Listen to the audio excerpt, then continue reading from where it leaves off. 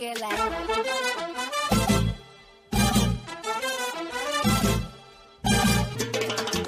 Venga, pañuelo blanco, que lo saque y mano para arriba, porque voy a levantar bandera blanca, para que se vaya, arranca. Voy a levantar bandera blanca, no es para rendirme, es para que te vayas, arranca.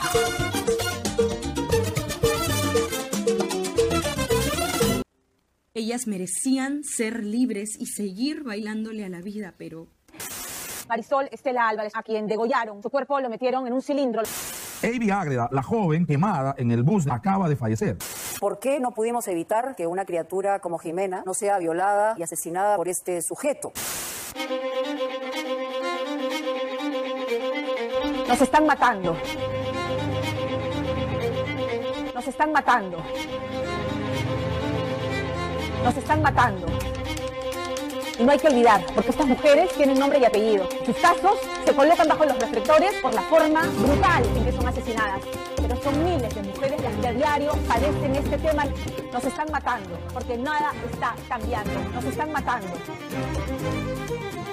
Nos están matando. Nos están matando. Necesitamos romper las cadenas de violencia, se necesita un cambio estructural, debemos educar con igualdad. No queremos salir a la calle con miedo, queremos sentirnos libres.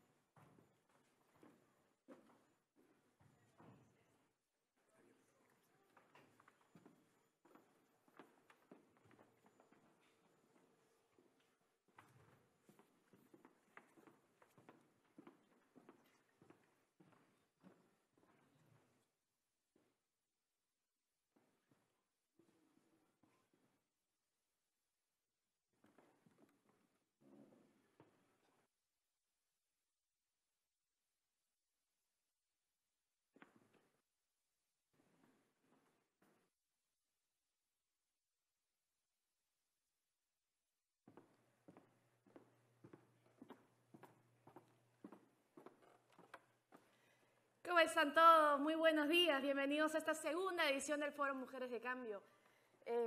Esta reunión que estamos haciendo el día de hoy tiene como propósito presentar experiencias que aporten a la igualdad, pero también lo que queremos es reflexionar acerca de las dificultades que enfrentamos las mujeres peruanas en diferentes ámbitos, en el económico, en el social, en el político. Las chicas del grupo Ladies Latinas han empezado este foro con un baile que se llama Nos están matando. Creo que todos hemos entendido el mensaje que han querido darnos. Hemos visto mujeres divirtiéndose en su vida personal, mujeres profesionales, mujeres en su familia, mujeres que son asesinadas, y mujeres que solo decimos queremos ser libres. Vamos a empezar agradeciéndole a nuestros aliados el apoyo que nos están brindando para hacer posible esta reunión. Muchísimas gracias a Coca-Cola y Arca Continental Lindley, gracias a la Universidad de Lima y gracias a LATAM Airlines. Queremos agradecer también el apoyo técnico que nos han brindado el Fondo de Población de las Naciones Unidas, UNICEF, el Banco Mundial, la Unión Europea, IDEA Internacional, Libélula, Equales y Gender Lab. Todos ellos, muchísimas gracias por contribuir a la igualdad de oportunidades. Vamos a invitar al podio a continuación a la vicerrectora de la Universidad de Lima, Patricia Stewart, para que nos dé unas palabras de bienvenida.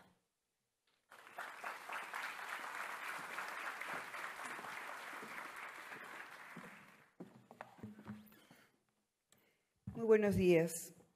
En nombre del rector de la Universidad de Lima, Óscar Quesada Maquiavelo, y en el mío propio, sean bienvenidos a este segundo foro Mujeres de Cambio. Para nosotros, participar en este proyecto del Grupo RPP y presentar los retos y desafíos de las mujeres peruanas en la vida nacional es fundamental. El debate sobre las reformas y cambios que necesitamos como sociedad para ofrecer a todas las mujeres mayores oportunidades de desarrollo a nivel personal y laboral son parte de nuestro ADN como institución educativa. Desde la Academia de la Universidad de Lima, históricamente, ha luchado contra estereotipos de género. Nuestra recordada vicerrectora y rectora emérita, Ilse Wisowski, fue pionera al ser la primera rectora en el Perú. Yo soy la primera vicerrectora en esta universidad, mi alma mater, y tengo la suerte de trabajar en una organización donde el personal docente, los estudiantes, el personal administrativo, tiene los mismos derechos y obligaciones sin ninguna discriminación de género. En nuestra universidad no existen brechas salariales y las mujeres en posiciones directivas son el 50% o más en todos los estamentos. Este hecho es sustancial porque facilita los procesos de mentoría de las mujeres para seguir avanzando en la escala organizacional, sea en la docencia o en la investigación. Estoy consciente que estoy en un ambiente laboral privilegiado y que fuera de él existe una sociedad eminentemente machista que sigue depositando en nosotras el cuidado de los hijos y el trabajo en el hogar, y que el acoso y la violencia de género son una constante. Quiero mencionar un ejemplo que se repite en la mayoría de las universidades del mundo. En la Universidad de Lima las mujeres son más del 50% en casi todas nuestras carreras, con alguna excepción en ingeniería y economía, donde son más del 30%. Sin embargo, haciendo un análisis de los últimos años, de los 11 primeros puestos de cada una de las carreras que tenemos, 8 son mujeres, inclusive en los campos donde son minoría. Ellas destacan en las universidades, pero en la pirámide de las empresas peruanas, nuestra participación en directorios de empresas es todavía muy baja, así como en los niveles más altos de las estructuras organizacionales. De acuerdo al estudio Moviendo la Aguja, acciones para cerrar la brecha de género en el sector privado de Aequales y PwC, el 22% de las juntas directivas de empresas tiene mujeres y la participación femenina se incrementa a medida que desciende la escala organizacional. Así pues, los puestos de gerencia general, el 25% tiene mujeres, las gerencias de área 33%, jefaturas 38%, analistas 41% y el personal administrativo en niveles inferiores el 45%. Otro estudio de PwC y Centrum sobre mujeres en directorios de empresas listadas en la Bolsa de Valores de Lima muestra que solo el 41% de estas empresas tiene una mujer en el directorio. Las últimas cifras señalan que existen 142 posiciones femeninas en un universo de 1.547 cargos directivos. Estamos por debajo de la media regional y de la media mundial, en el que 84% de estos cargos son ocupados también por mujeres. En ambos estudios se encuentra que las barreras son sociales y se repite la constante de nuestro tiempo que hay que distribuirlo en el trabajo y en el hogar. Como resultado de esto, todas las que podemos tener un cargo directivo trabajamos más de 14 horas diarias. Esto juega contra nosotras. Las empresas de todo tamaño deben ser conscientes que no considerar a más mujeres en nuestros puestos claves disminuirá la capacidad y la competitividad de las empresas en el futuro. Nos faltan trabajar retos pendientes, que son prevenir el acoso sexual, reducir la brecha salarial en el marco de un plan de igualdad e incluir a los hombres como aliados por la equidad. Finalmente, impactar en los actores externos como los proveedores de empresas y la comunidad en general. Nuestro compromiso desde la Academia por la Equidad y la creación de mayores oportunidades para las mujeres peruanas se renueva cada día, y este día en especial, como Universidad de Lima, nos comprometemos a seguir liderando la equidad y la igualdad de oportunidades para todos. Muchas gracias.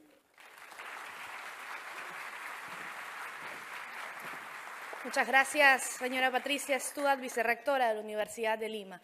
Vamos a invitar al podio ahora al señor Hugo Delgado, presidente del directorio del Grupo de RPP, para la inauguración del segundo Foro Mujeres de Cambio.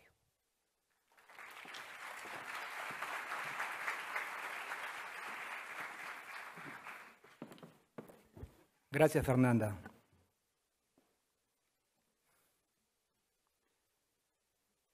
Muy buenos días a todos y gracias por acompañarnos esta mañana.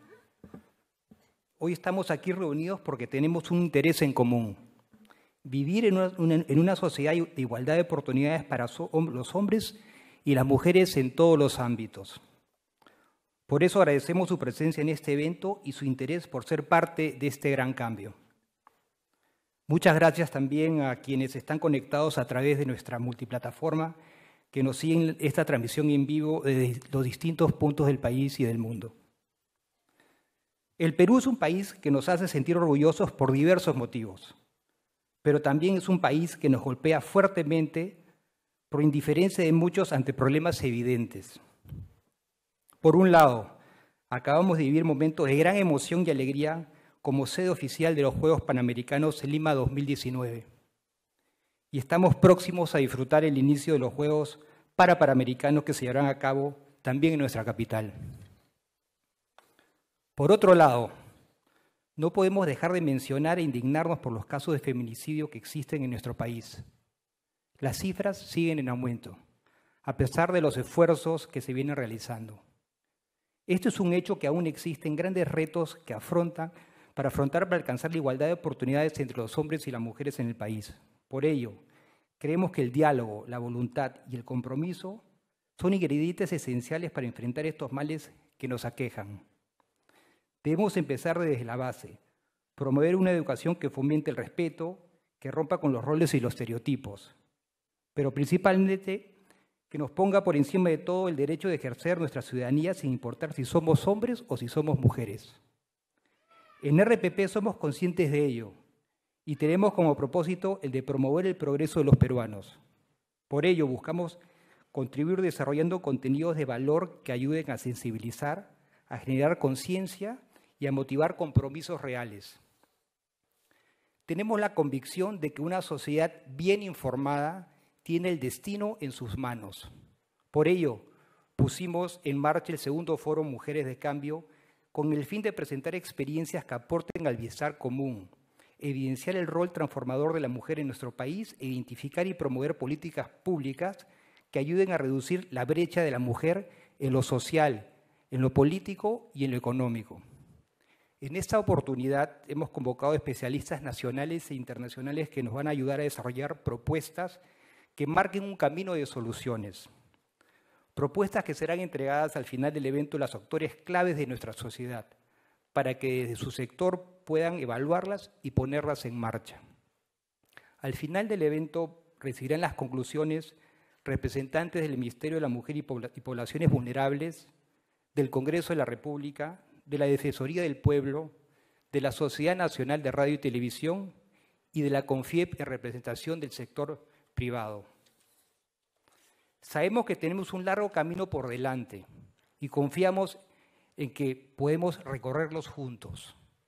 Creemos firmemente en las alianzas y nos gusta pensar en aquel proverbio que dice que si quieres ir rápido, camina solo, pero si quieres llegar lejos, ve acompañado. Caminemos juntos hacia una sociedad desarrollada, inclusiva, más justa y con igualdad de oportunidad para todos. Señoras y señores, doy por inaugurado el segundo Foro Mujeres de Cambio. Muchas gracias.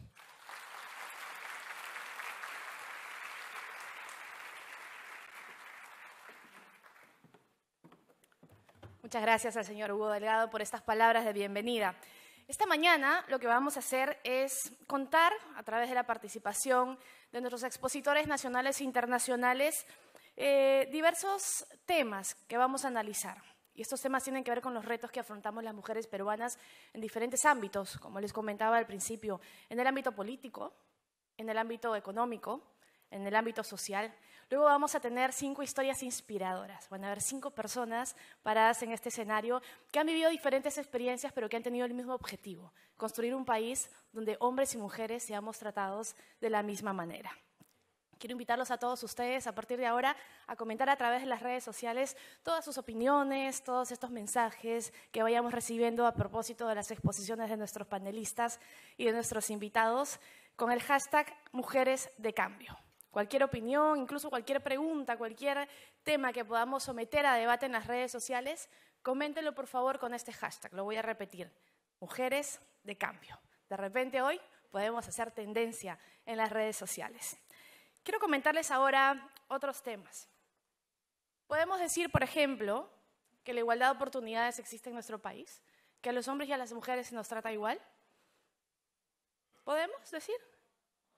¿Cuántas mujeres en esta sala han sentido que no se les ha tratado igual que a un hombre alguna vez?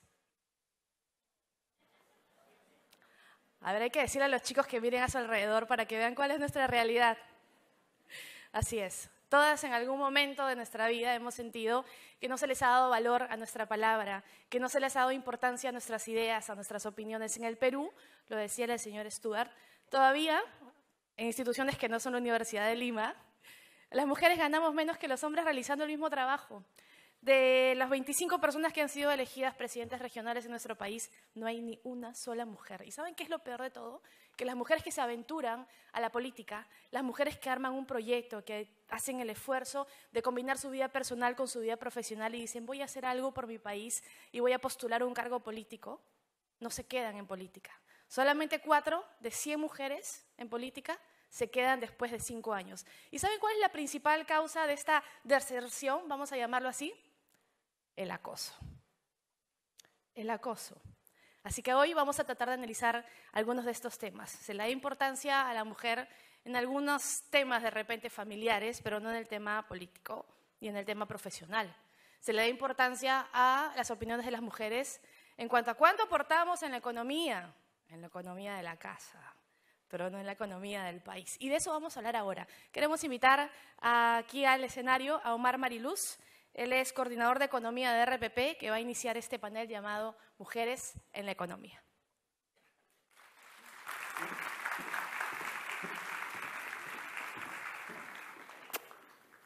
Buenos días. Omar Mariluz para ustedes. Me tocó liderar o empezar, digamos, la mesa de la mujer en la economía, ¿no? ¿Cuánto o cómo empoderamos a la mujer en la economía? Entonces, mi objetivo, dije al inicio, era lanzar algunas preguntas, hacernos preguntas porque realmente creo que uno de los principales problemas para no empoderar a la mujer y no entender, digamos, su importancia en el campo económico, en el campo social, en el campo político, es que no nos hacemos las preguntas adecuadas y eso genera que invisibilicemos el problema. Entonces, recordé un caso que me pasó hace algunas semanas, ¿no? Y que entendí que mi chip todavía está ahí, ese chip machista que me impide ver, digamos, los problemas latentes que están en la sociedad. Todas las mañanas tengo que ir a la radio, llegar 6 de la mañana, lo que me hace tomar un taxi, 5:30 de la mañana. El taxi llega todos los días a mi casa, me recoge y me lleva a la radio. El taxi que me recogía un día de semana decía Roxana. Roxana, era la taxista que me iba a recoger. De por sí, ese dato me sorprendió, me llamó la atención, Roxana. Me subí al taxi, era una chica de más o menos 35 años, que manejaba el taxi y en principio, casi automáticamente, como nunca lo hago, empecé a ver cómo manejaba. Si manejaba bien, si iba rápido, si sabía la ruta. Y ahí entendí, pero lo entendí mucho después, de que yo mismo todavía tenía el chip de que no, que el trabajo de un taxi, digamos, el servicio de taxi lo debe hacer un hombre y que lo haga una mujer ya era un tema que genera sorpresa, que genera extrañeza. Pero le empecé a preguntar ciertas cosas a Roxana sobre el trabajo, porque me parecía nuevamente inusual que una chica haga taxi, sobre todo haga taxi tan temprano. Y me dijo que era una contadora que había estudiado contabilidad y que lamentablemente no pudo haber encontrado trabajo o no estaba trabajando en ese momento y tenía que mantener una familia. Tenía a su esposo, que también era contador, porque habían estudiado juntos en la universidad, y que sí, él trabajaba en lo que había estudiado, pero ella tenía que buscárselas y a ella le gustaba manejar, entonces decidió hacer taxi. Pero ella además me decía que tenía que hacer taxi porque le permitía tener un horario flexible, de algunas horas. Me decía, yo trabajo alrededor de 4 o 5 horas, lo suficiente, y de ahí voy a mi casa porque tengo que hacer las labores de mi casa. Y ahí entendí otra cosa adicional, además ya de mi chip machista, ¿no? Era el tema de que ella había interiorizado que el hecho del trabajo en el hogar era un trabajo que le correspondía a ella. Y ella no lo veía mal, no me lo dijo a modo de crítica. Para ella entendía que cuidar a los chicos, preparar la cena, planchar la ropa, lavar la ropa y tener, digamos, la casa bien atendida para su esposo, que, ojo, no era violento ni mucho menos, era una familia constituida y normal. Pero lo cierto es que ella pertenece a ese gran grupo de mujeres que trabaja alrededor de 76 horas. Es decir, tiene un trabajo que le pagan, un trabajo remunerado, pero adicionalmente tiene un trabajo en el hogar. Y esa es la realidad en el país. Las mujeres trabajan en total mucho más que los hombres. Sin embargo, hay un trabajo que no estamos cuantificando. Y es el trabajo que está en el hogar. Entonces, una de las preguntas principales que podríamos discutir en este foro es cómo potenciamos o cómo visibilizamos ese trabajo de las mujeres. 40%, es una cifra de la OCDE, 40% del tiempo de una mujer sacando las horas de sueño se dedica al hogar, al trabajo no remunerado. Ahí hay un tema de, digamos, desigualdad, y eso contribuye también a la brecha salarial. Comentaba antes de entrar digamos, a este foro, con el panel de discusión, que es de lujo, el tema de la brecha salarial, ¿no? Ayer nada más salió un dato sobre empleo, el empleo en la mujer. Y me puse a revisar un dato que es interesante, ¿no? ¿Cuánto ganan más los hombres que las mujeres?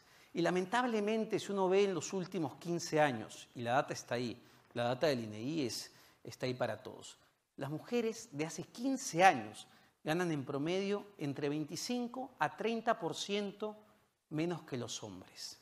En parte justamente por esto, porque ellas se dedican al hogar, es un trabajo no visibilizado, no tienen las mismas oportunidades. ¿Cómo hacemos para reducir esa brecha salarial? Y ustedes me dirán acá, bueno, pero el gobierno se está preocupando. El gobierno ha lanzado una ley que se ha aplicado a partir de julio, que es esta ley que busca reducir la brecha salarial. Pero lamentablemente no podemos reducir la brecha salarial por decreto. ¿Por qué? Porque gran parte de las mujeres en este país trabaja, como muchos otros, en la completa informalidad, donde no existe seguro de salud, no existe pensiones, no existe absolutamente nada. ¿Saben cuál es el sueldo o el ingreso promedio de las mujeres que trabajan en la informalidad según data del INEGI? 715 soles. Menos que el sueldo mínimo. Es decir, la gran mayoría de mujeres en este país gana menos que el sueldo mínimo. ¿Qué oportunidades tiene una mujer de progresar, digamos, personalmente, y de que ese progreso personal, progreso individual, se convierta en un progreso para el país, si lamentablemente la tenemos ganando 715 soles y asumiendo a la vez que no hay ningún problema en que su rol sea dedicarse al hogar, porque ahí ya es un cambio de mentalidad. Y por eso empezaba diciendo que no nos estamos haciendo las preguntas adecuadas nosotros mismos, porque no nos estamos dando cuenta de que tenemos al elefante sentado en la mesa, pero no vemos al elefante. Y el elefante lamentablemente está ahí. Y por eso justamente estos foros son claves e importantes. Son foros para hacernos las preguntas adecuadas e intentar responderlas. Porque solo así vamos a poder formular las políticas públicas adecuadas desde el Estado, hacer los cambios que tenemos que hacer desde el sector privado y también nosotros mismos, empezar a comportarnos distinto y no extrañarnos cuando vemos a una mujer manejar un taxi, como me ocurrió a mí, ¿no? Así que doy, digamos, iniciado esta mesa de debate de la mujer en la economía con un panel, como dije, de lujo y que quiero invitar en este momento. Nos va a acompañar nuestra speaker de este momento, que es Karina Olivas. Ella es oficial del país para el Banco Mundial, oficial senior. También está Nancy Hidalgo. Ella es directora técnica de demografía e indicadores sociales del Instituto Nacional de Estadística e Informática. Kristen Walker, ella es vicepresidenta senior y directora gerente del Centro para las Comunidades y la Conservación de Conservación Internacional. Y Marlene Molero, abogada, fundadora de Gender Lab y máster de Género y Políticas Públicas de Desigualdad. Así que con este panel de lujo vamos a empezar. Invito a Karina del Banco Mundial para que nos dé un marco introductorio a este debate. Gracias.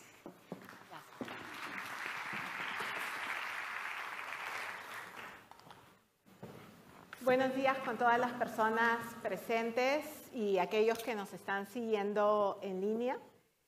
Quisiera agradecer de manera particular a RPP por la invitación al Banco Mundial para este evento y a la Universidad de Lima por recibirnos en su casa. Muchas gracias. Vamos a ver una presentación. Si nos ayudan, por favor, con la presentación.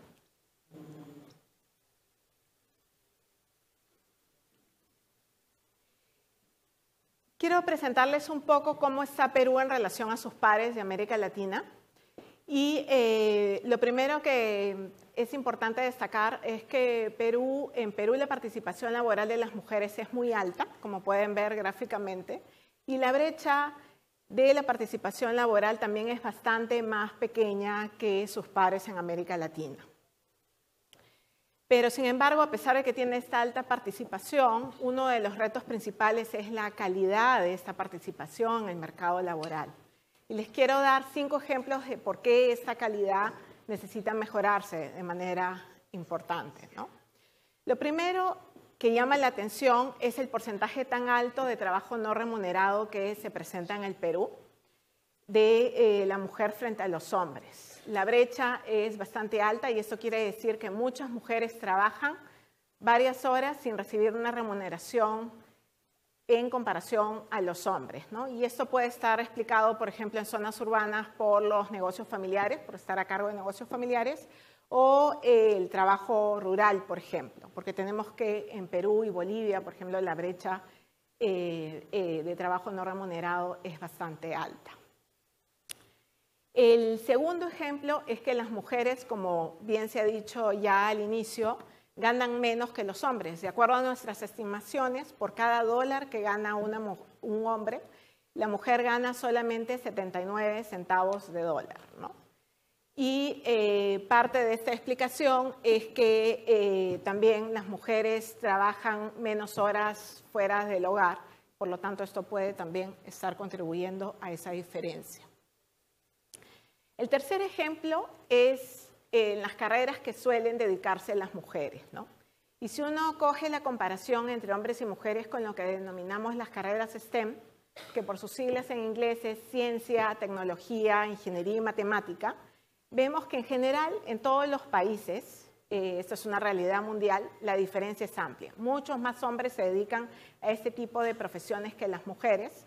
Inclusive tenemos hacia el extremo países como Alemania, Francia, que son países OCDE, donde también esta brecha es importante, pero ciertamente en Perú también contribuimos, digamos, a esta brecha. Esto quiere decir que por cada 3 hombres que se dedican a las carreras STEM, solo lo hace una mujer. El cuarto ejemplo de que esta calidad requiere mejorarse es el limitado acceso de las mujeres a activos de crédito y propiedad. Y si vemos, por ejemplo, que en los últimos años se ha avanzado significativamente en el Perú en el acceso a inclusión financiera, a tener una cuenta de ahorros, vemos que como los hombres también avanzan, la brecha se ha incrementado en realidad con las mujeres, ¿no? Y mientras que un 51% de hombres accede a tener una cuenta de ahorros, solamente es el 34% en el caso de las mujeres en el Perú.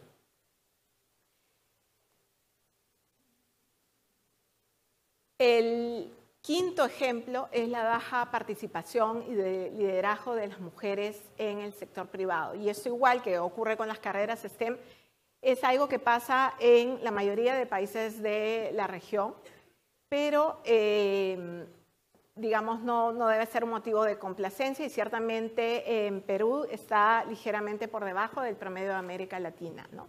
Cuando cogemos la información de aquellas mujeres que son dueñas de su propio negocio e información de aquellas mujeres que ocupan posiciones de liderazgo y decisión en las empresas, tenemos que de cada 5 hombres que ocupan estas posiciones, solo una es ocupada por una mujer, ¿no?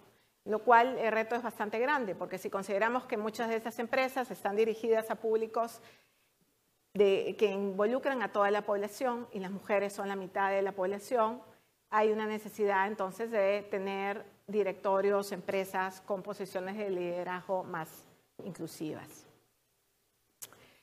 Ahora bien, más allá de estos 5 ejemplos, es importante trabajar a nivel de las políticas públicas en las brechas salariales, porque no solamente por las mujeres, sino porque redunda en el bienestar de toda la economía, ¿no? Y, por ejemplo, si vemos la reducción que Perú logró en pobreza en el año 2007 al 2017, en esos 10 años, el 25% de la reducción que se logró en la pobreza fue por el ingreso laboral de las mujeres, ¿no?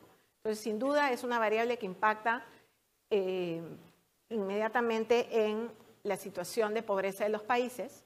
Y si uno ve por el lado del ingreso agregado, puede también concluir que reducir la brecha de ingreso de las mujeres contribuye a una mejora de alrededor de 12% del ingreso agregado de los países, ¿no? En particular para el caso de Perú, pero también para la región de América Latina. ¿Qué hacemos entonces, digamos, por dónde empezar básicamente para ir avanzando en la reducción de estas brechas, ¿no? Y tenemos 5 áreas principales que tienen que trabajar de manera conjunta, ¿no? Necesitamos que todas estas áreas estén activas. La primera es educación e experiencia, el hecho de las actitudes y normas sociales. Van a tener un panel que va a tratar esto con mayor detalle, las regulaciones laborales y el acceso a insumos productivos como crédito y propiedad, y acceso a servicios en general como en los servicios de cuidado diurno, ¿no? Y algunos ejemplos al respecto, por ejemplo, en educación son el cierre que se logre de brechas de capital humano, programas que formen las habilidades blandas de mujeres emprendedoras, el hecho de eliminar la violencia contra la mujer y todos aquellos normas sociales que estigmaticen roles diferenciados de manera discriminadora para hombres y mujeres, promover acceso a trabajo flexible, ¿no? No solamente pensar en beneficios en maternidad para aquellas mujeres que tienen hijos, sino pensar de una manera más amplia que el trabajo sea flexible para ambos padres, para que los hombres también puedan estar más involucrados en la crianza de los hijos. Promover mecanismos e instrumentos que mejoren la inclusión financiera para las mujeres. Perú recientemente ha aprobado su política de inclusión financiera, lo cual lo vemos sumamente positivo porque el tema de las mujeres y en particular fomentar el acceso a crédito e inclusión financiera de mujeres jefes de hogares rurales es algo bastante importante que destaca en esta política. Y finalmente la promoción de, como decía, de servicios de cuidado de los hijos es bastante importante porque finalmente para aquellas familias que tienen hijos siempre va a ser una preocupación quién queda con ellos cuando uno tiene que trabajar en el hogar, ¿no? Algo que es importante recordar es que las mujeres son un grupo heterogéneo, ¿no? Entonces, hay exclusión sobre la exclusión cuando uno habla de mujeres indígenas, mujeres que no hablan el idioma español, mujeres que sufren en violencia, por supuesto van a estar mujeres en pobreza van a estar en una situación mucho más difícil, digamos, y estas brechas se van a acentuar de manera muy, muy significativa. Quisiera terminar dando 3 mensajes claves. El primero es que hay mucho que ganar. No es un tema solamente de derechos entre hombres y mujeres, es un tema que impacta en nuestra economía y que tiene beneficios económicos en reducción de pobreza, en el ingreso agregado de las economías. El segundo punto es que las políticas tienen que atender estas barreras de manera coordinada. No ganamos nada atendiendo solamente temas de acceso a servicios y no cambiando un poco el tema de normas sociales o no pensando en regulaciones de laboral más flexibles, por ejemplo, ¿no? Y estas políticas tienen que estar basadas en evidencia. Tenemos que encontrar evidencia para esta toma de decisiones y siempre considerando que las mujeres son un grupo heterogéneo. Y probablemente lo que funciona para un grupo de población no necesariamente va a tener impacto en el otro grupo de mujeres. Finalmente, siempre mientras más sabemos, más efectivas van a ser las políticas y necesitamos mejorar de manera significativa en el monitoreo y evaluación de las políticas. ¿Cuáles son las mejores prácticas? ¿Qué cosas han funcionado? ¿Qué cosas que se pensaba que iban a funcionar no han terminado funcionando? Muchas gracias.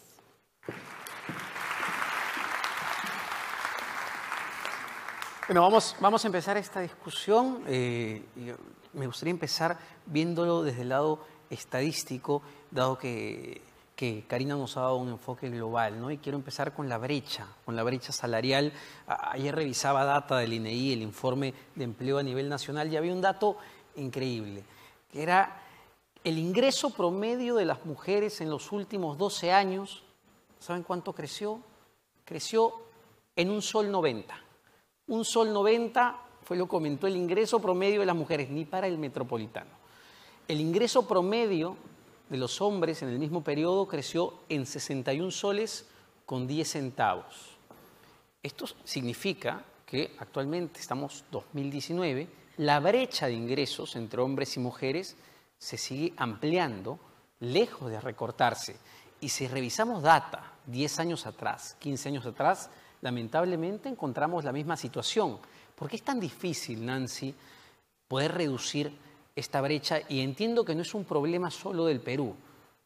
La brecha salarial está en muchos países y es latente en diversos países. Gracias, Mariluz. Primero, agradecer al Grupo RPP por la participación del INEI en este evento. Segundo, dar los buenos días a todas y todos los presentes. Indicarte que el INEI recoge información estadística desde hace muchos años, desde los años 95, a través de sus diferentes fuentes de información. La Encuesta Nacional de Hogares es una fuente muy importante, una encuesta muy grande, 37.000 hogares, donde se hace seguimiento al comportamiento laboral de los mercados laborales, las diferencias de género y otras más. Esta encuesta nos indica que la población en edad de trabajar de las mujeres respecto a los varones, la tasa de participación de las mujeres no ha variado en estos últimos 10 años. 64% de participación en las mujeres y en los varones alrededor entre 80 y 83%. Además, esta tasa de participación se da mayormente más diferencias de estas brechas en mujeres en su edad adulta de 55 a 64 años, también donde mayormente participan las mujeres en unidades productivas pequeñas, de 1 a 10 trabajadores, mientras que los varones tienen mayor participación en mercados de unidades productivas de más de 11 trabajadores. La formalidad, la informalidad, en el caso, la participación de mujeres en actividades informales es mayor que la de los varones. Esta brecha se ha mantenido, así bien se viene reduciendo, pero no se viene reduciendo para ambos sexos, pero todavía no se cierran estas brechas.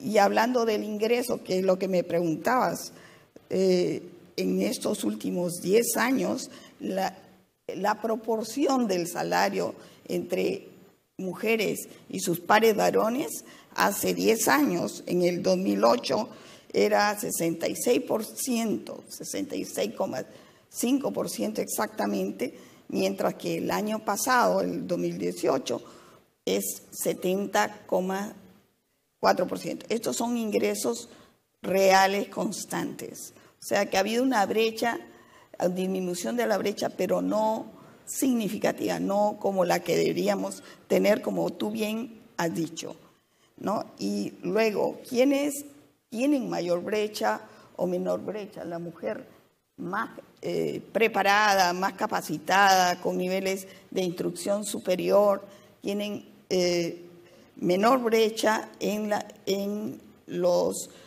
su relación ingreso laboral con sus pares varones. ¿Y en qué ocupaciones? Digamos, si una mujer y un varón desarrollan las mismas tareas en un centro de trabajo, el caso de las vendedoras ambulantes.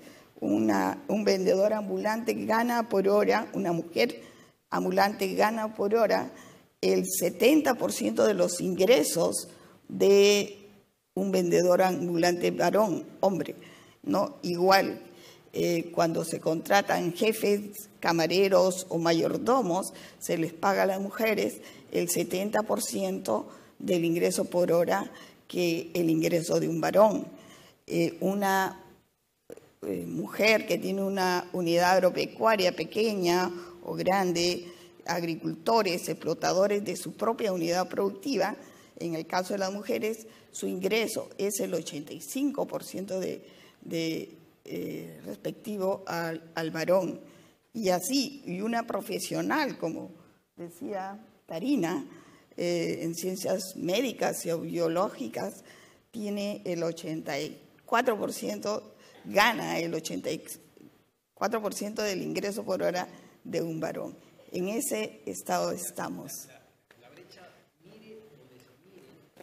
Es clarísimo que no depende necesariamente de la formalidad o la informalidad. La brecha está existente. Claro, en el sector informal es evidente que ante la falta de control la situación se vuelve más precaria, pero tiene que ver nuevamente con un tema de mentalidad. Y ahí, Marlene, me gustaría tu comentario, porque me parece importante una encuesta que comentábamos de Ipsos, que se hizo a los líderes, y entiendo líderes empresariales, gerentes en posición, digamos, de toma de decisiones. Y el problema acá de esta encuesta de Ipsos es que no se entiende o no se reconoce que hay un problema como tal.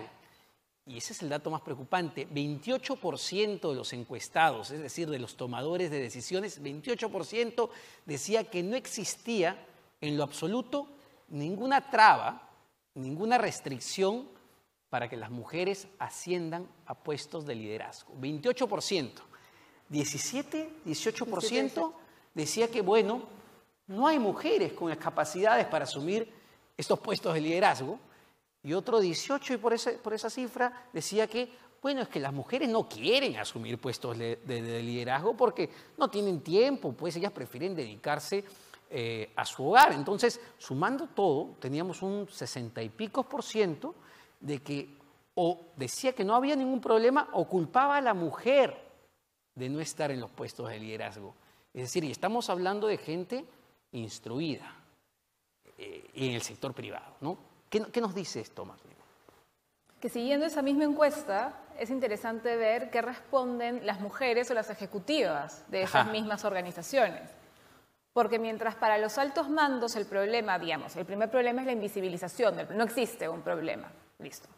Luego, no hay mujeres, escasez. Tercero, no quieren, tema de voluntad, decisión de la mujer. ¿Qué respondían las mujeres? El primer problema es que también lo invisibilizan, no reconocen que hay un problema. Pero pasando de eso, hablan de estereotipos y de prejuicios de la alta dirección. Entonces, ¿cómo empieza a conversar mujeres que no hay mujeres o que las mujeres no quieren asumir estos retos? Con ellas empezando a responder de yo aquí estoy preparada, estoy dispuesta y lo que tú haces es que tienes una serie de estereotipos construidos alrededor de cuál es mi rol, cómo me debo yo comportar en la organización, si soy agresiva, no soy agresiva, cuál es mi estilo de liderazgo, sospechas de mi capacidad, lo tengo que probar 20 veces para que realmente me tomen en consideración. Y porque soy mujer, asumes que no tengo la capacidad de hacerlo, ¿no? Y no solamente es este problema en el tema de por qué no hay más mujeres en posiciones de liderazgo, que es un problema que genera la serie de brechas que Karina nos ha ido relatando en su presentación, sino que además, en este mismo estudio de Ipsos, Semana Económica y la Cámara de Comercio de España, se les pregunta a los altos mandos si creen que en la sociedad en general hay un grave problema de desigualdad de la mujer en el empleo. Y como el 55% más o menos dice que sí, que hay un serio problema en nuestra sociedad.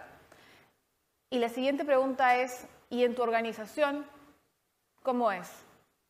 Y el 90% vive en el mundo de la felicidad y la igualdad de oportunidades de su organización. Y lo curioso es que cada vez, porque esta encuesta, digamos, tuvo la particularidad de que le hizo esta pregunta a los gerentes generales, digamos, o las y los altos mandos, pero también lo hizo 4 niveles o 5 niveles por debajo del puesto más alto. Y cada vez que esta pregunta se le hacía a un nivel jerárquico inferior, este optimismo, digamos, de igualdad del 90% bajaba 10%. Entonces, más o menos cuando estábamos en el 4.º nivel o 5.º nivel de mando o en cargos administrativos, digamos, donde está el grueso de la fuerza laboral en este país a nivel empleado, ya el optimismo o la percepción de igualdad de oportunidades estaba en un 50%. Esto es un problema bien serio, porque si yo no considero que tengo un problema, pues ¿para qué voy a buscar una solución? ¿No? ¿Para qué me voy a gastar, invertir recursos si yo no tengo un problema? Entonces, este tema de visibilizar, de mostrarlos los números, de ver la problemática, genera un impacto y una posibilidad de que todos los que estamos acá tomemos acción dentro de nuestras propias esferas. Justo ahí, Kristen, ¿no? ¿Cómo hacemos para eso? Para que podamos tomar conciencia de que el elefante está sentado en la mesa. Entendamos que tenemos un elefante en la mesa y ustedes trabajan justamente con poblaciones vulnerables, ¿no? Donde se les da instrucción, se les apoya, se les empodera y donde tienen que trabajar justamente eso, el cambio de mentalidad, que nos serviría mucho, quizá, o les serviría mucho a los líderes empresariales de este país y quizá a varios ministros y congresistas, ¿no? Sí, gracias. Bueno, trabajamos el tema de conservación del medio ambiente y nació desde la perspectiva de los hombres, tanto los científicos, pero también la experiencia con las comunidades. Muchos trabajos de conservación en las comunidades dejaron a las mujeres afuera. Y hemos visto muchos fracasos de proyectos por eso. Entonces, nuestra experiencia, bueno, la experiencia del movimiento de conservación ha cambiado mucho en los últimos 20 años. Conservación Internacional tiene una perspectiva de empoderar y apoyar la participación, ingreso y liderazgo de las mujeres en conservación, porque sabemos hay rol súper fuerte en esta experiencia. En el caso de Perú, nosotros estamos trabajando con las mujeres Aguajún, en Alto Mayo. Y ellas mismas pidieron 9 hectáreas de sus tierras comunales para administrar, para hacer su propio proyecto. Y lo que estamos apoyando a ellas ahora es llegar al ingreso mucho más fuerte. Ellas tienen un conocimiento sumamente importante de las plantas medicinales. Y ellas quieren aprovechar, quieren rescatar, pero también quieren aprovechar que tienen más ingresos. Y lo bueno es que la comunidad en total aprobó. Y eso significa que hay un apoyo mucho más fuerte y un reconocimiento del trabajo de las mujeres y de la experiencia en su comunidad. Y esos son pasos a pasos. Entonces, es sumamente importante que hay que entender la dimensión cultural. Hay que apoyar los procesos de mujeres, pero también hay que buscar caminos donde pueden facilitar mucho más ingresos. Pero también hay que buscar el equilibrio entre hombre y mujer en la administración de recursos naturales en ese proceso. Claro, y ahí, Karina, es importante justo lo que dice Kristen, ¿no? El monitoreo, el seguimiento a las políticas, a las intervenciones que vamos haciendo, por ejemplo, con estas poblaciones vulnerables. Ahí te pediría, desde una mirada ya del Banco Mundial, por ejemplo, hacer una evaluación de la última ley que ha entrado en vigencia a partir de julio, que busca cortar justamente la brecha salarial entre hombres y mujeres, que lamentablemente está dirigida al sector formal, cuando el 70% de las mujeres se encuentra trabajando en la informalidad y este tipo de políticas no le afectan. ¿Qué tipo de evaluación podemos hacer ahí?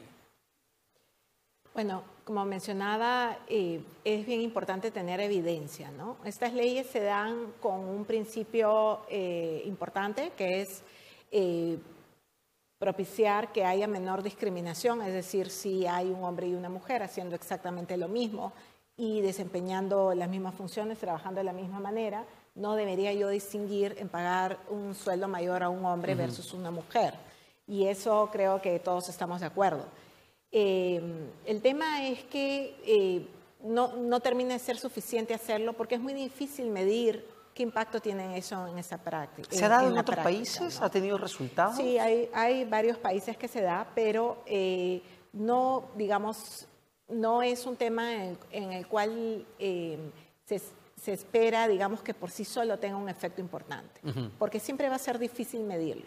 Es importante como un principio, ¿no? O sea, un principio de política para abordar el tema es que no debe haber una discriminación per se por salario, ¿no? Entonces, en ese sentido es importante, pero no le pidamos más allá de eso, qué efecto tiene en la práctica, cómo monitorearlo, siempre va a ser muy, muy complejo, ¿no?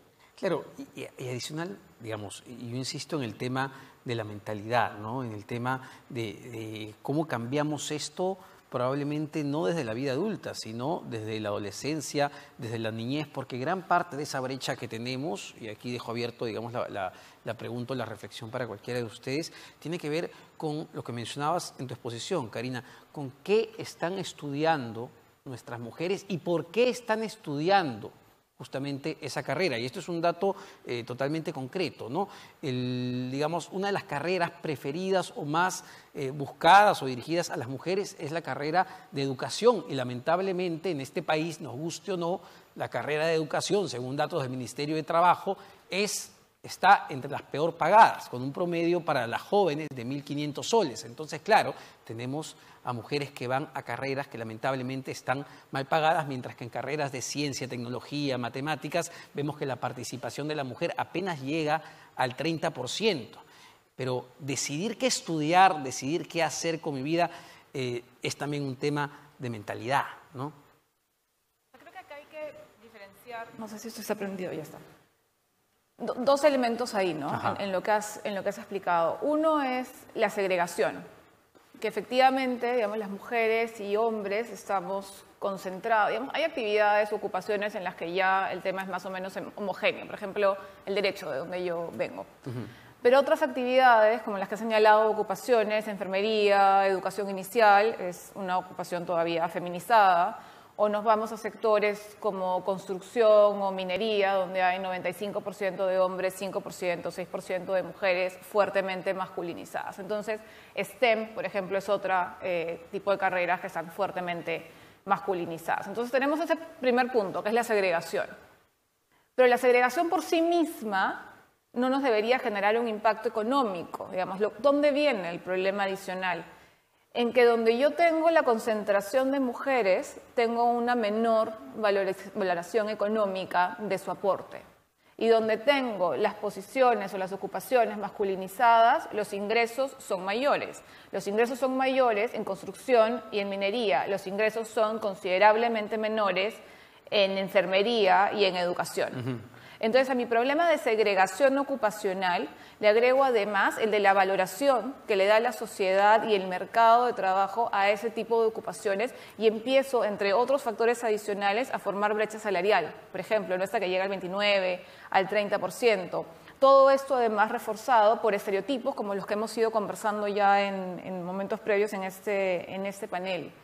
Entonces, claro, es un problema complejo, ¿no? No es un problema que se cambie solamente desde el empresariado, desde el sector privado, desde el empleo. Es un problema que empieza desde casa. Cuando a nuestras hijas le decimos, ¿Cómo vas a estudiar ingeniería de minas? ¿Qué esposo te va a aguantar yéndote a trabajar una semana a la mina y teniendo 2 días en la ciudad? Cuando les decimos a nuestras hijas que quieren estudiar alguna carrera de ingeniería o STEM, hijita, eso es para hombres, ¿qué te vas a meter ahí? Entonces desde ahí empieza ese problema, o desde con qué juguetes los incentivamos a jugar. Vamos viendo un montón de cambios en la sociedad, pero claro, tampoco pensemos que lo que nosotros vemos, y por nosotros me voy a referir a los que estamos, por ejemplo, acá, es la realidad de este país. Nosotros podemos estar muy de acuerdo, por ejemplo, en que los juguetes no tienen sexo, en que nuestros hijos y nuestras hijas pueden elegir libremente con qué jugar, qué leer, qué carrera estudiar. Pero esa, al día de hoy, todavía no es la realidad de nuestro país.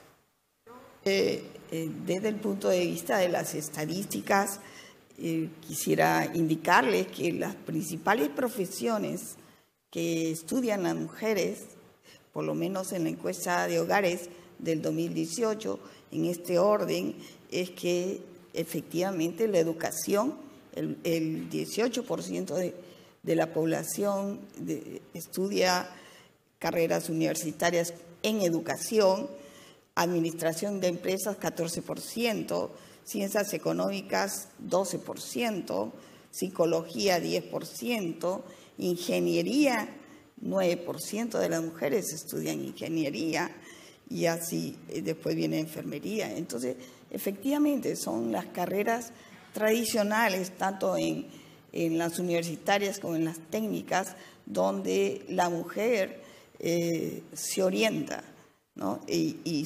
efectivamente tienen menor remuneración. Pero acá el tema es cómo rompemos, y la pregunta que lanzamos, cómo rompemos el estereotipo, ¿no? Cómo rompemos el cambio de mentalidad. Mencionaba Cristín que en, digamos, las comunidades donde trabajan ustedes, la comunidad recibe más bien muy bien el hecho de empoderar a la mujer, porque eso representa, digamos, un bienestar no solamente para esa persona, no solamente para esa familia, sino un bienestar para la población, para la comunidad en su conjunto. Entonces, ¿cómo hacemos para llevar eso a un nivel mucho más macro y entender que, por ejemplo, reconocer el trabajo no remunerado que hace la mujer en casa, reconocer que podemos potenciar, digamos, las habilidades de muchas niñas, de muchas estudiantes, va a retribuir finalmente en un bienestar mucho más grande, no solamente para esa persona? Yo creo que, bueno, tenemos muchos ejemplos y tenemos que pensar en la parte cultural de los pueblos indígenas, ¿no es cierto? Tienen sus propias reglas y hay que buscar caminos nuevos, pero también tenemos que mirar a nivel de América Latina, por ejemplo, con las mujeres indígenas. Ellas mismas están liderando las marchas contra las amenazas a su territorio. Entonces, tenemos que seguir levantando esas experiencias, la voz de las mujeres. Tenemos otra experiencia donde trabajamos con organizaciones indígenas a nivel de la Amazonía. Y ellos mismos tienen un consejo de mujeres. Y un intercambio entre mujeres en países diferentes, con pueblos indígenas diferentes, ha sido un proceso de fortalecer los procesos. Y ellos mismos ahora tienen su red y están embarcando en giras nuevas con sus experiencias. Entonces, yo creo que tenemos que mirar qué está pasando ahora.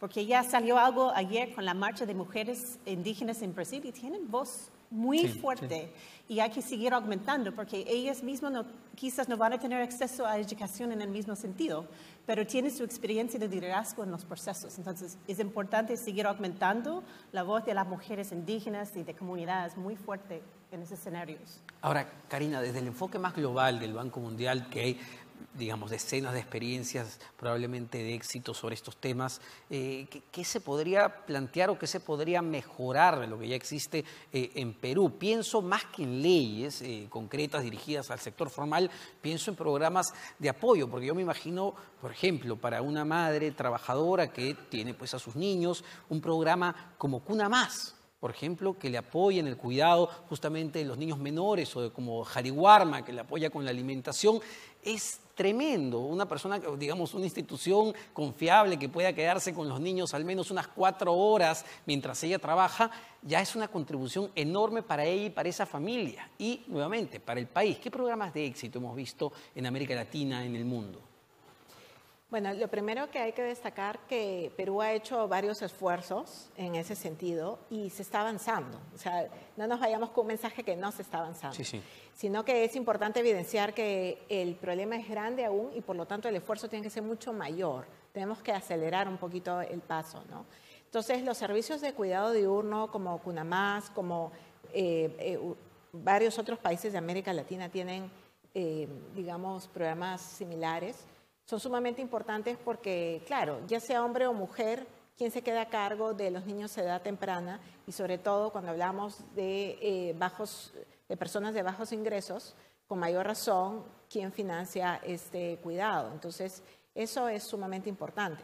Pero también son importantes las otras variables, como comentaba, ¿no? O sea, el tema de educación, el tema de la formación y las carreras, que ya lo hemos tocado, va de la mano también con los servicios de cuidado, ¿no?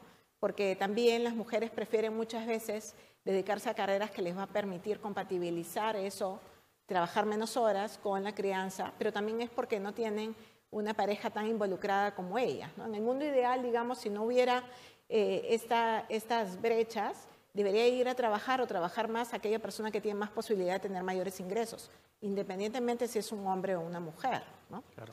Entonces, hay que, digamos, considerar cuáles son las otras variables, porque, como mencionaba, es como un engranaje donde tenemos que actuar en todas estas áreas para realmente tener un impacto, ¿no? En el tema normativo, creo que Perú ha hecho un excelente trabajo, tiene muy buena legislación en el tema, pero en la parte, digamos, donde es importante poner el énfasis ahora es en la implementación. ¿Cómo mejoro mis programas, mis políticas? ¿Cómo tomamos decisiones en función de las evidencias, no de nuestras experiencias personales? ¿De qué nos dice la evidencia, ¿no? Perfecto, Karina, se nos ha agotado el tiempo, pero les voy a pedir a cada una muy rápidamente que nos dé desde su campo de estudio, de análisis, una reflexión final, ¿no? Justamente de lo que mencionas, Karina, de cómo mejorar y cómo comprometernos, sobre todo todos los actores que estamos acá hoy en día, ¿no? El sector público, el sector privado, la sociedad civil, la academia. ¿Qué hacer para atacar este problema? Marlene. No sé si cuando entraron vieron uno de estos letreros que están poniendo con información. Hay uno que dice, con data del Foro Económico Mundial, que nos va a tomar 202 años cerrar la brecha de género en el trabajo. Nos tenemos que indignar, o sea, de arranque. O sea, tenemos que ser, todos los que estamos acá y más, agentes de cambio. Y no sé si se acuerdan de lo que ustedes hacían hace 2 meses, todos, me voy a incluir en esto, cuando íbamos al supermercado. Nos llevábamos la mayor cantidad de bolsas plásticas que podíamos, ¿no es cierto? Sí. Todo, clasificábamos, regio, ¿no? ¿Qué hacen ahora? Llevan su bolsa, ¿no? Y cuando van al supermercado y no la llevaron, se molestan con ustedes por no haber llevado su bolsa, porque ahora tienen que pagar 10 céntimos, o 15. Pero no son los 10 céntimos, o sea, estamos reduciendo el consumo de bolsas de plástico ahí. ¿Qué cambió? No fue los 10 céntimos o 15 céntimos que ahora nos cobran. Lo que cambió es que nos dieron una fracción de segundo para pensar en lo que estábamos haciendo. Entonces, lo que yo les propongo ahora acá es que se den esa misma fracción de segundo para pensar qué estamos haciendo para promover igualdad desde cada uno de nuestros espacios. Porque son las pequeñas cosas las que van a hacer los grandes cambios. Y esta historia en la que estamos hablando hoy, la vamos a cambiar, pero la vamos a cambiar juntos. Gracias. Cristín.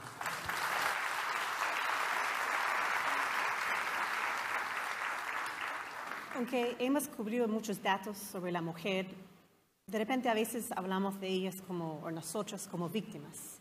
Y yo creo que lo más importante, hay que mirar el poder de la mujer.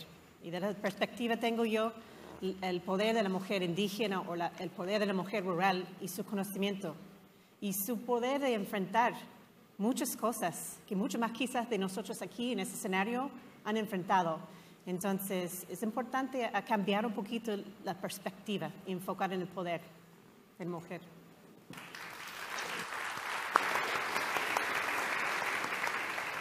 Desde la perspectiva del Instituto Nacional de Estadística, es importante visibilizar y valorizar el trabajo, porque es un trabajo, según la OIT, trabajo doméstico no remunerado, trabajo en el hogar, el que realizan las amas de casa.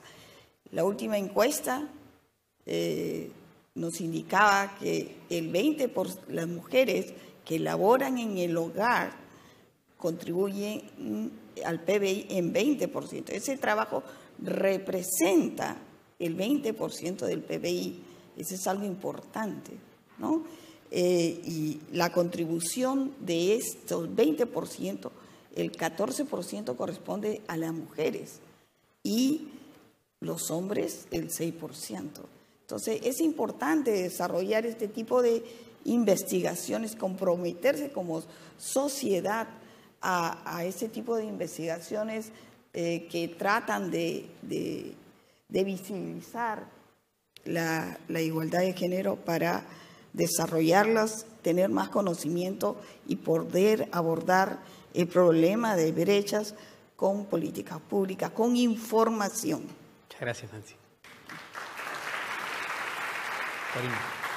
Bueno, hemos hablado bastante de mejorar la calidad de la participación económica de la mujer y eso para nada va en desmedro de la familia o por mejorar la calidad que los hijos se vean menos atendidos, sino al contrario. Queremos mejores padres, mujeres más realizadas laboralmente, comprometidas en la crianza y padres más comprometidos también en la crianza de sus hijos y realizándose ambos profesionalmente, ¿no? Queremos mejores familias, ¿no? Eso creo que podría ser un buen mensaje. Muchas gracias. Muchas gracias. Bueno, así cerramos esta mesa de la mujer en el campo económico y la última reflexión es que todos tenemos que comprometernos, ¿no? No solamente el Estado, esto depende absolutamente de todos y recojo el reto de Marlene sobre que demos esa fracción de segundo a pensar qué estamos haciendo nosotros, qué podemos hacer y sí, yo les decía, por ejemplo, el caso de la taxista que les conté, mi chip machista todavía estaba ahí, así que hay que pensar y repensar si tenemos todavía ese chip machista que no nos deja avanzar o no nos deja ver y visibilizar el elefante que está ahí sentado. Gracias.